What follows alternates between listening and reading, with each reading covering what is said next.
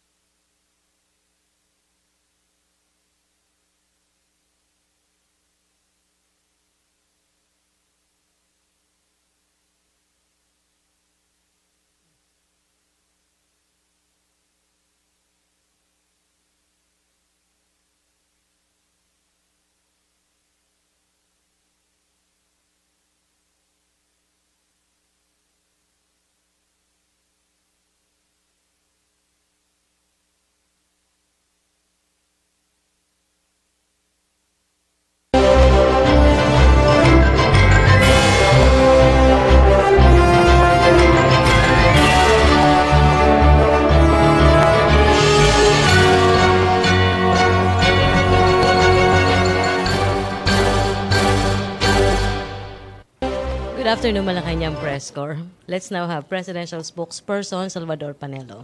Hello, good afternoon. I'm ready. Questions, MPC. Joseph?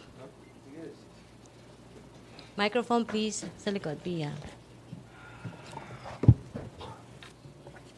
So yun munang sa syntax, no? Since we've been discussing it. All right, so sir, you said in the statement that the president approved the increase. It could not be the train law because the train law will just move as approved, sir, di ba? So yung increase talaga mangyayari yan even without the action of the president. You're saying it's Senator Pacquiao's bill that has been certified as urgent. Can we have some more details about it, sir? Yes.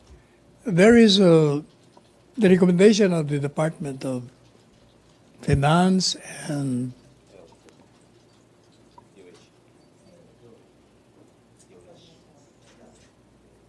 is that this bill should be certified as urgent because under the proposal, the tax on tobacco would be raised to 60 per pack, while on the part of alcohol, it will be 40 per liter.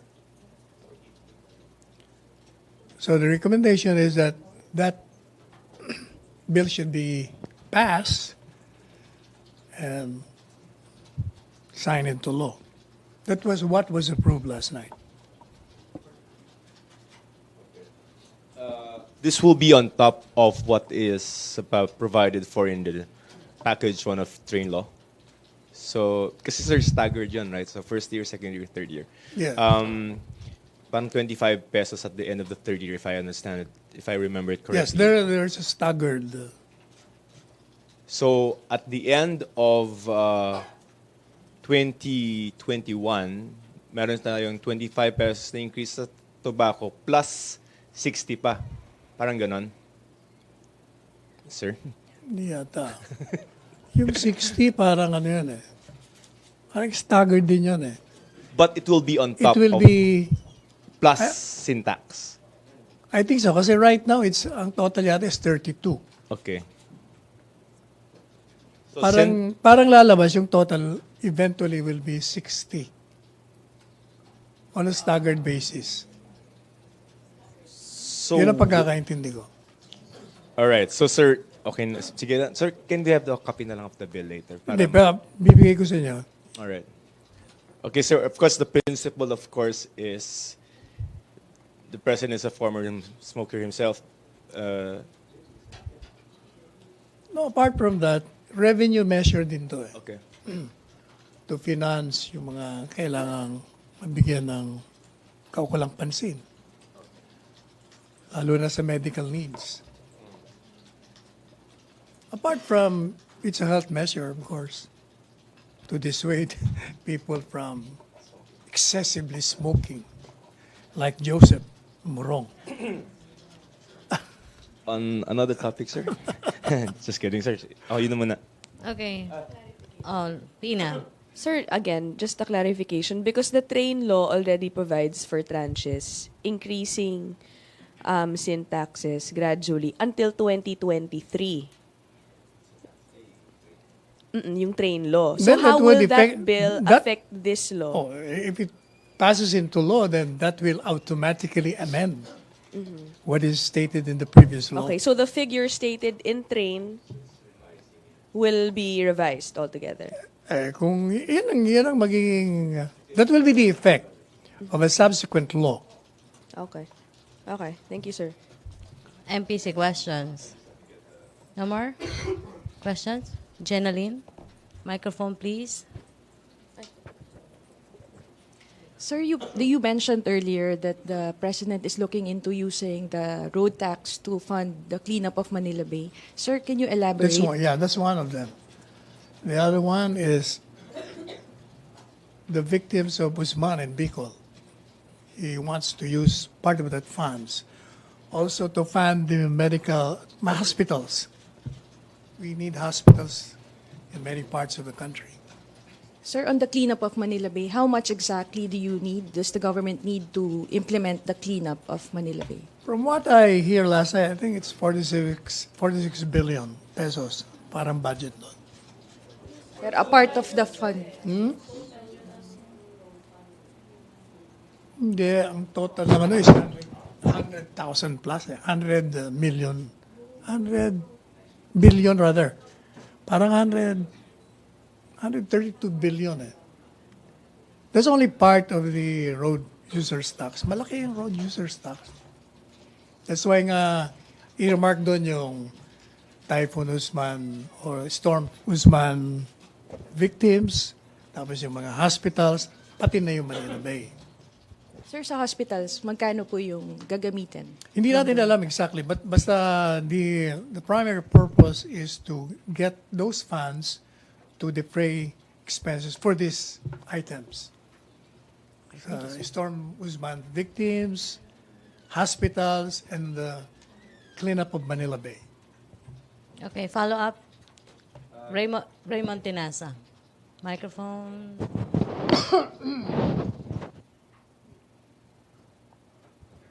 But is it possible legally, to use or divert the road users tax into a project not for the road maintenance as recognized na paggagamitan lamang ng pondo? Hindi, ganito yun. Kaya nga, hindi ba gusto ni Presidente i-abolish yun? Pag na-abolish na yun, the funds there will be placed National Treasury. And then Congress will enact another law appropriating the funds there to the specific purposes I mentioned earlier. Ganun ang mangyayari doon. So pero still, habang hindi pa na-abolish yung Road Users Board, illegal na i-divert yung Road Users Tax. Hindi naman yung gagawin ng Presidente. Okay. Precisely nga, kung gusto niyang ma-abolish niya para may balik na sa National Treasury Fund, and then he will urge Congress to pass laws that will appropriate this particular fund into the items I mentioned. Yan ang mangyayari doon. Thank you, sir. Okay, follow up. Ina, microphone. Sir, did the president give a timeline on how long he wants or how fast he wants Manila Bay cleaned up? Like Boracay, 6 months. For Manila Bay, gaano katagal? He asked Secretary Roy, parang ang timeline ni Presidente, ni Secretary Roy. Dahil ang laki ng ang laki ng Manila Bay, daming rivers na lilinisin, daming steros. Parang hopefully sabi niya, at the end of your term, matatapos ako. So Ganun several ka. years. No. No specific. Ang tinanong, halimbawa, for next year, how much percent? Sabi niya, depende eh. So hindi natin, what is important to the President is that we will clean up this Manila Bay. Is the palace looking at possible closures of establishments operating near Manila Bay, establishments which may be found to be dumping their wastes there? Siyempre, the policy of the government is if you violate certain regulation, then you have to pay for that. Kung ano yung ginawa natin sa Boracay, yun din ang gagawin natin sa lahat.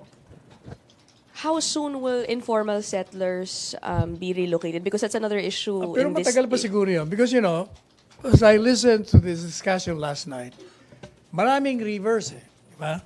Papunta lahat papunta sa Manila Bay. Kailangan tanggalin mo muna yun. Yung mga esteros, lilinisin. So, palagay ko matagal na process to. It will take some time. But what is important is, uumpisahan. Okay, MPC? RJ, then Christine. RJ. Hi, sir. Sir, the rehabilitation of the Manila Bay will start as soon as funds Yes. are made available from the road board. So, ano yung timeline ng abolition ng road board, sir? Aba, hindi ba sabi ni, meron kasing, meron conflict yung dalawa. Ang sinasabi ni Senate President Soto, tapos na enrolled bill na yan. Kaya pwede nang pirmahan ni Presidente. Sinasabi naman ni Andaya yata, kailangan pang pumasok sa bicameral committee. Sabi naman ni Senate President, which is logical, ano pang pag-uusapan natin sa bicameral, inadapt na nga namin yung version ninyo Hindi tama nga naman. So dapat talaga diretso ng pirma ni Presidente yon. So, So hanggat hanggat hindi pa nakakarating yung Presidente, wala pang pipirmahan. Oh, they have to resolve their conflict. so we cannot start the rehabilitation of the Manila Bay without funds from the road board. Oh, yun namang abolition will come sooner than we expect. Because both houses naman agree. How soon do we expect, Then sir? we have to ask them. That's for Congress to decide when to submit the enrolled bill for its abolition. Okay. Okay, follow-up ba, Henry? Follow-up. Henry. Secretary, maglalabas ng executive order ulit ang Pangulo para sa rehabilitation ng Manila Bay, kagaya ng ginawa niya sa Boracay. Most likely. 47 billion for 7 years. 7 years? Yun ang sabi sa interview namin kay Secretary Manny Piñol kanina, yun ang napag-usapan sa cabinet meeting daw kagabi. 47 billion for 7 years. Pero ang Pangulo, meron na lamang nalalabing 3 years. Ano ang assurance na after his term, magtutuloy-tuloy ito at ma-accomplish yung Problema doon yun, project? Kung may appropriated fund for a specific purpose, yun ang gagawin ng susunod na administrasyon. Especially with the NEO, with the executive order. Kumbaga, it behooves the succeeding president to adopt the previous policy with respect to the cleanup of the Manila Bay. Kasi nandun na yung pondo appropriated na for that purpose. Opo, pero ang daming stakeholders sa Manila Bay, no? Well, in Boracay, marami ring stakeholders, but it required political will of the president, and he will do it. To my mind, what is very important is, finally, we're going to start cleaning Manila Bay. Yan ang importante doon, umpisahan. So anong aasahan ng may mga establishment dyan, of course, supporters by the president ang may-ari. Eventually, siguro, they will have to toe the line. Wala naman silang choice. Saka, sa kabutihan din naman nila yan. Okay, thank you. There will be always initial resistance, pero hanggang doon na lang yan. May warning ba sa kanila? Hindi naman. We don't have to warn them. Alam na naman nila yung policy ng gobyerno. Okay. Christine, follow-up ba? Christine. Sir. Sir. Yep. So, wala bang instructions si Presidente last night on the abolition of the road board? Of the what? On the abolition. Wala siyang instructions on the abolition of the road board. Gaya ng sinabi ko, nasa Congress yan. Hindi naman nakikialam si Presidente doon. Nag-aantay lang siya. Basta sinabi niya na I don't like that. And agree naman sila. Diba? Initially, ayaw nung House. Pero eventually, nag-issue ng statement, okay. So it's a matter of submitting the enrolled bill to the President. Okay. Follow-up. Joseph? So sir, ano lang, for clarification, before kasi, ang sabi niyo may document na po from Senator Soto, but it was just the resolution, no? Stating na dapat walang perang lalabas dun sa road board, correct? So right now, sir, we don't have any document from Congress on the road board abolition. We're still waiting. Yeah? Yeah. Yes. Okay. Sir, I understand there was a presentation by, I don't know, DNR, DOT regarding the Manila Bay rehabilitation last night. Sige, si Secretary Roy, Roy, DNR. could you just give us maybe broad strokes of how we're going to proceed with the rehabilitation? I think for more particulars, we should ask Secretary Roy. Yeah, that's But why from I what I asked for- gathered last night, as I said, iulitin Yeah. ko na naman. Meron mga rivers, meron mga estero, yun ang unahin nila. Kasi doon ang gagaling yung source ng dumi. Hindi naman ang Manila Bay. Yun lang ang dumping. O, so lilinisin mo muna yung pinanggagalingan. And then anything else, sir? Di, eventually, malilinis ang Manila Bay. Sabi ni Presidente, kailan ba tayo makakalangoy dyan sa Manila Bay? Okay, Joseph, other issue? Maricel Halili. Hi, sir. Good morning, sir. Morning. May we have the statement of Malacañang with regards to the position of the Psychological Association of the Philippines saying that the administration's policy on criminalizing drug users will not solve the drug addiction problem in the country. It has been proven as ineffective for the longest time. Ineffective where? Hindi naman daw kasi, sir, na solve yung issue ng drug problem despite the criminalizing, like yung tukhang efforts of the government. Bakit naman hindi? We have dismantled, in fact, a huge chunk of the illegal drug apparatus. Number two, when you say you cannot solve the drug problem, anong alternative proposal nila? Wala man sila sinasabi. Because we are not limiting our solution to the arrest of those involved in drug industry. We are also having rehabilitation centers established all over. So, two-pronged eh. Arrestuin mo, and then may rehabilitation at the same time. So what are they complaining about? So meaning, sir, the government has no intentions of changing the policy when it comes to drug addiction Oh, or the drug definitely problem. not. Okay, thank you, sir. Okay, other issue? Rosalie Cos, then Raymond. Good afternoon po, Secretary. Yes. You said the President was briefed about the effects of the reenacted budget for 2019. The what? The President was what? Briefed about the Please? effects. Briefed. Brief, yes. Yes, about the effects of the reenacted budget for 2019. So, ano po yung guidance niya po sa Cabinet? I don't know if you read my Yes, statement. I did, sir. We urgently call Congress and graciously urge them to pass the General Appropriations Bill. Why? Because it affects so much. Social services will be affected. The salary hike, the fourth tranche, ng mga government employees, mga police, mga teachers, lalo na yung mga teachers. That's one. Maapektual, it will delay, for instance, the implementation of new infrastructure projects. Not only will delay the initiation, pati yung continuation. Kasi meron din budget doon. And then yung operating expenses natin for maintenance. Apektado, maraming maapektuhan eh. That's why we said in our statement that Congress cannot shirk from this constitutional duty. Because I don't think the Filipino people will take lightly its neglect. Kasi parang neglect yan because as we said, we submitted the General Appropriations Bill on the first day. 29 days earlier than the 30 days. Now I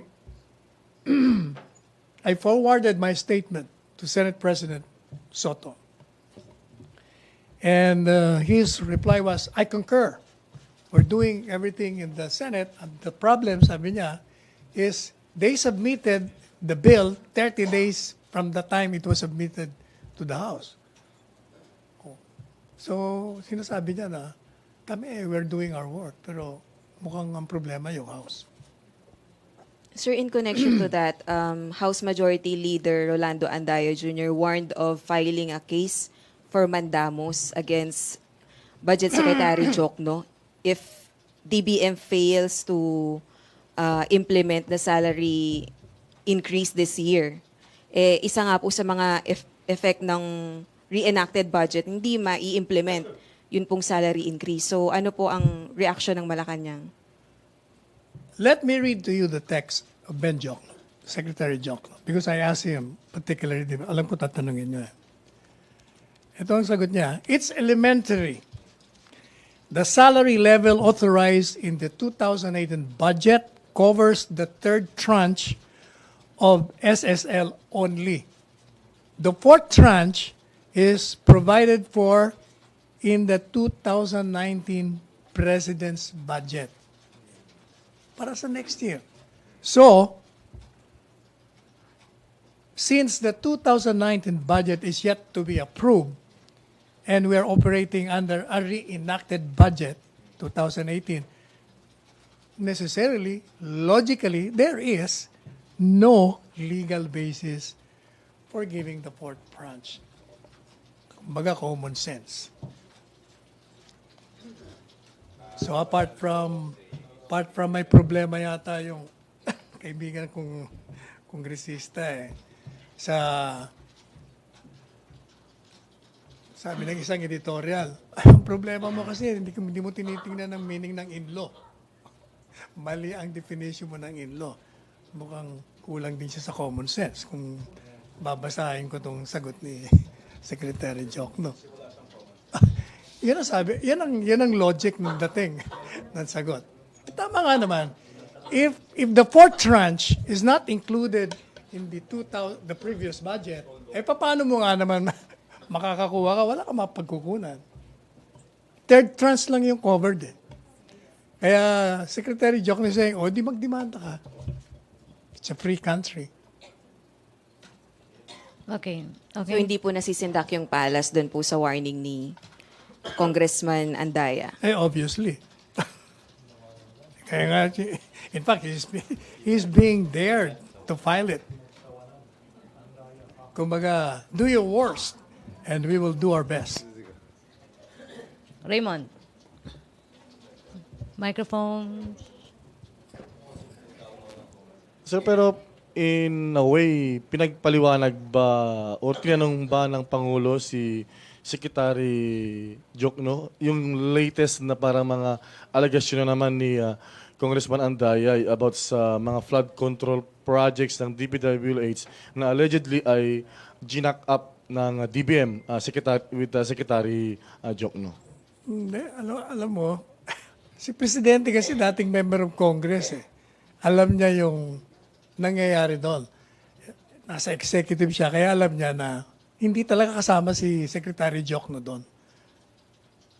Like, sabi ni Presidente kagabi, ano yung insertion? How can you insert something na ikaw nagpiprepare? Kaya ka nga nagpiprepare, di ikaw talagang gumagawa nun. Di ba? Ang sabi ni Congressman Andaya, paano may mga insertion? Talagang gagawin namin yun kasi kami nga nagbibigay ng budget sa inyo. Di kayong gumawa ng gusto nyong amendments. So just to clear about it, so the budget submitted by, of course, the executive to the Congress na kasama nga dun yung sinasabi ni Congressman Andayan na jack up yung mga flood control projects. The President was very much aware with the preparation. Okay. Alam mo, yung sinasabi nilang budget na yon, ang sinasabi nga ni Secretary Jokno, wala ako doon.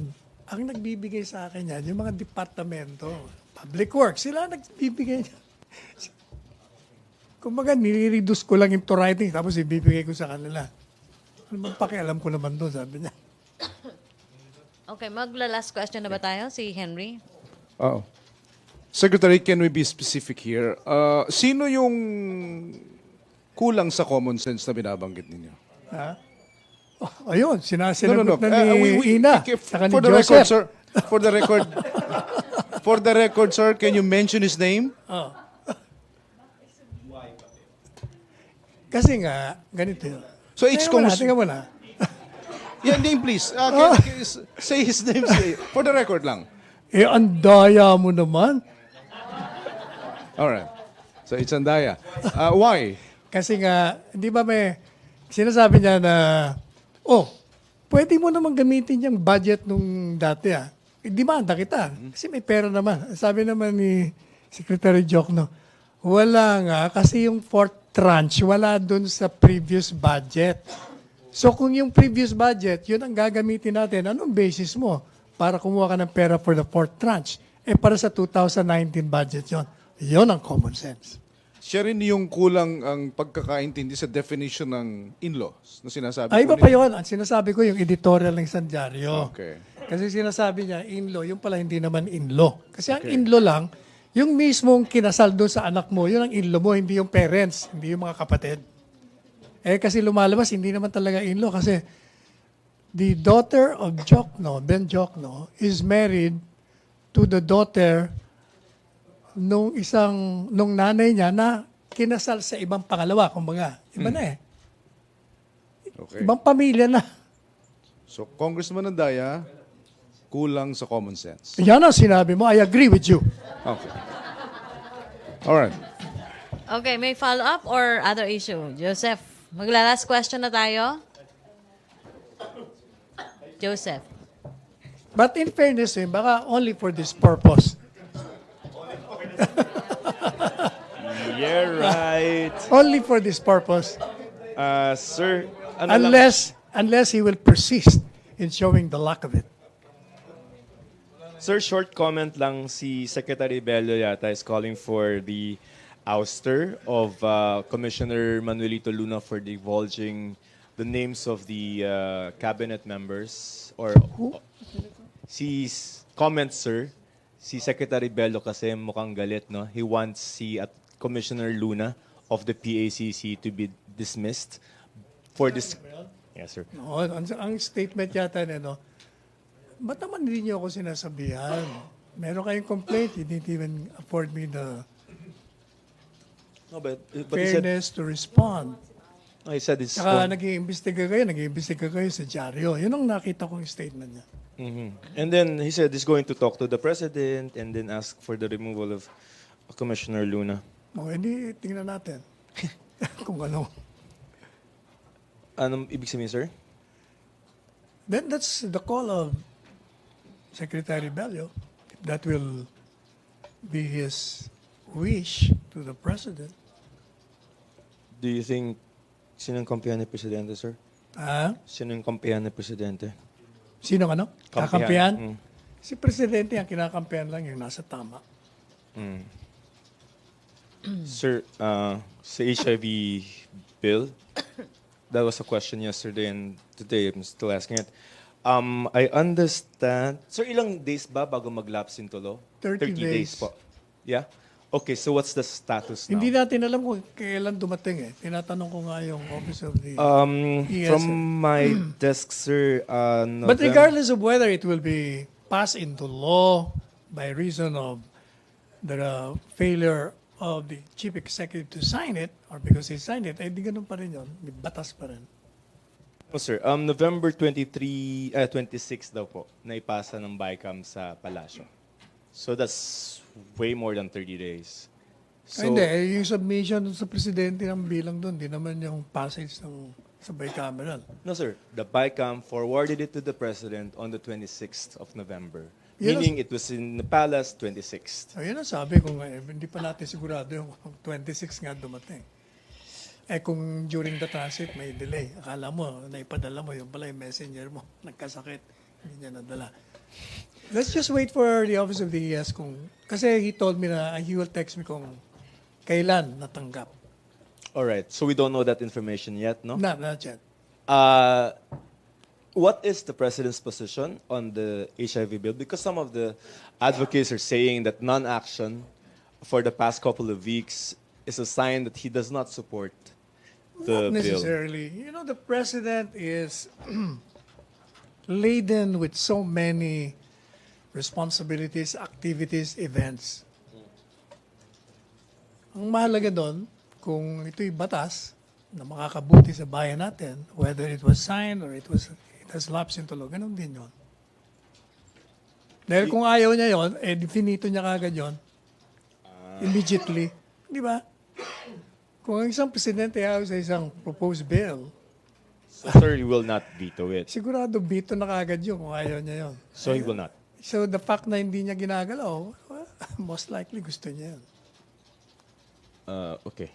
Okay, last question, Maricel Halili.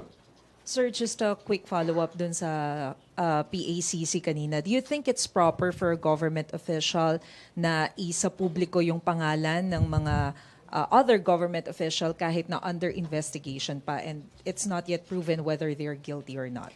Sa akin, if you ask me as a lawyer, dapat bigyan mo ng pagkakataon din yung ginidemanda mo. Kasi in my office, where we receive complaints against a particular agency or a particular government official, ang ginagawa namin, pinapadala ko dun sa person concerned or agency concerned, may reklamo rito. Please respond, whatever kahit anong response mo. Hindi mo dapat ilalabas kagad yun. Kasi otherwise, you might be unnecessarily maligning a reputation na walang basis eventually. Kawawa rin naman. Sir, on other issue, may we have your reaction po dun sa statement ng rector ng Quiapo Church na ipagdarasal daw nila si President Duterte sa pista ng Nazareno bukas kahit na hindi pa naniniwala si Presidente? Salamat naman. Dapat lang talaga ipagdasal. Kahit ako, pinagdarasal ko sila eh. Okay. Hindi. Well, whether you believe it or not, I really pray. And everybody is included, including enemies. Dapat yun daw ang dasal eh. Okay, last question na, Jopel. Tandaan natin, why am I saying that they should be praying for the president? We're all parts of one whole. Sa Pilipino ang sakit ng kalingkingan ay dama ng buong katawan. The failure of this president will be the failure of all of us. So we really have to pray na mag-succeed ang presidency. Dahil tayong lahat ay makikinabang. Kung mabigo man siya, bigo tayong lahat. So we really have to pray for each other. Jopel? Sir, any directive lang po para po sa translasyon bukas from the President po? Message or directive from the President? Hindi ko alam kung merong message. Kasi ang Office of the President gumagawa ng message. I'll check on it. Thank you, sir. Okay, thank you. Thank you, MPC. Sige, Ina. Microphones. Sir, dun sa issue of yung position ni Presidente on the apparent tiff between Secretary Jokno and Congressman Andaya. So he cleared the Secretary from the allegations of insertion. Oh, yes. It's very clear naman yun eh. Anong insertion? Sabi niya, talagang dapat kaming magtrabaho, maggawa niyan. Executive na gumagawa ng budget eh. Kasi parang ang dating hindi ka pwedeng maglagay. Talagang ilalagay mo nga sa budget yon. But yung sinasabing insertion, yun yung mga items na galing doon sa mga agencies. Inaayos lang. Para klaro, ito galing ito sa ganitong departamento. Ito ang kailangan ng pondo. Ang may problema, actually kahit na yung I remember Ping Lacson saying, and I agree with him correctly, there is no such animal as insertion. There is only amendments. Kasi pag dumating sa kanila, sa House, pag ayaw nila yon, amend nila. Hindi sila nag-i-insert. They will be amending that. Kasi parang pag tinawag insertion, parang illegal irregular. Sir, napag-usapan po ba yung alleged projects that were given to the supposed in-laws, yung sabi niyo nga mali naman, or relatives of Secretary Joko sa kasiguran? Ay, hindi. Wala. Hindi na po usapan. Okay. Thank you, sir. Okay, thank you, Malacañang Press Corps. No more questions. Okay, thank you, Presidential Spokesperson Salvador Panelo. Thank you, Okay. MPC. Thank you, MPC. Back to our main studio sa Radyo Pilipinas and People's Television Network.